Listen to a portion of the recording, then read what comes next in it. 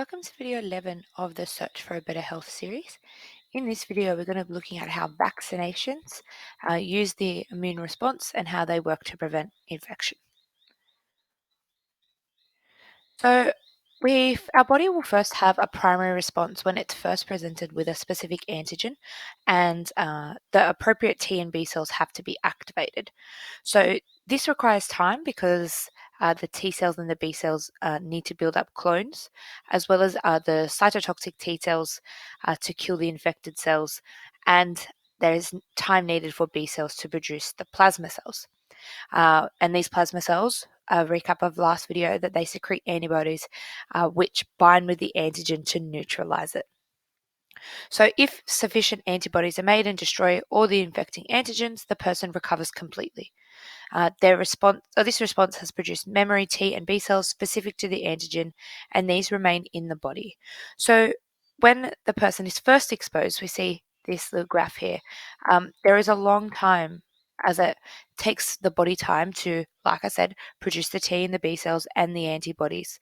But during this time, that the body is producing the memory cells, and this means that when a person has a second exposure to an antigen, we can see here that the concentration of antibodies in the blood is much greater, and that the time taken for response to be activated is much shorter. And so this second exposure to an antigen is what we call the secondary response. So like I said, it's more rapid and requires less antigen molecules to initiate the activation of the production of cytotoxic T cells and the B cells. And the greater quantity of antibodies being produced is due to the number of B cells and plasma cells being much greater than when the body was first exposed to the antigen. And this concentration of antibodies lasts for a longer period of time. So the production of memory cells and the immune response is called active acquired immunity, and this either can be naturally induced or artificially induced. Naturally induced means that a person develops immunity after suffering the symptoms and the immune response. And artificially induced is where vaccines cause the production of memory cells without the body experiencing the symptoms. So when a person is given a vaccination, they are in fact being given a vaccine, and the vaccine might contain living but attenuated, or what we refer to as weakened, and therefore harmless microorganisms. And examples of this include rabies, poliomyelitis, and measles. The culture of microorganisms might be dead. So this is when people get vaccinations for typhoid and whooping cough. This is what they are in fact being injected with. And these vaccines may contain toxoids or modified toxins, and this is relevant for tetanus and diphtheria. So a vaccine may be given to a patient orally, injected, or by scratching the skin. Vaccines aim to induce the immune response but will not in fact cause the disease. Memory cells are produced for the specific antigen, and this is specific for each type of disease and is usually lifelong. I refer to vaccination as being the process of introducing this vaccine into the body. We then move on to immunization, and sometimes these words are used interchangeably in society, but they in fact are different. So the last slide said that vaccination is being injected with a vaccine. Immunization is where a person becomes immune to a disease as a result of being vaccinated. So a person cannot say they've been immunized unless they are in fact immune and received that vaccination. And the body's reaction to the vaccine going through the immune response that produces the memory cells for the antigen and confers immunity to the blood. So that's what this process does. This will cause a secondary response if the antigen enters the body in the future. A vaccine will be most effective if a series of vaccinations are given over a number of years. Over a series of vaccinations, the lymphocytes will more rapidly recognize the antigen, and the number of memory cells produced will be enough to give immunity for a long time. If it isn't enough to give immunity for a long time, a person may be required to get booster injections, and this is relevant for tetanus, and it increases the number of circulating memory cells to ensure the immunity is maintained for that disease. So we can see here that even though this is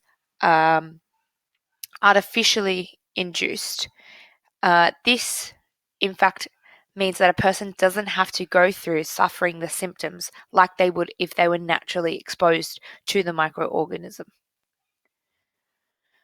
When we talk about passive acquired immunity, this is where antibodies themselves are introduced into the body to prevent a disease from developing. These antibodies have been induced by another organism, so not that person themselves, and this is because that person has suffered the disease. This immunity will only last for a couple of months because no memory cells have been produced by that person's body. It is invaluable in providing immediate protection if people have no immunity to a disease they have come in contact with.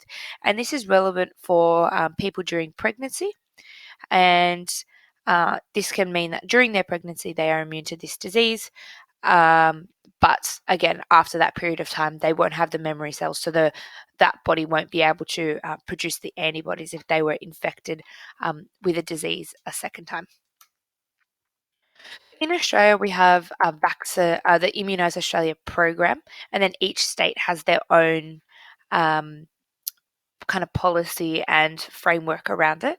And this program funds the purchase of vaccinations to protect millions of Australians from vaccine preventable diseases. So currently, this program funds 16 vaccinations for 16 diseases. So we've got diphtheria,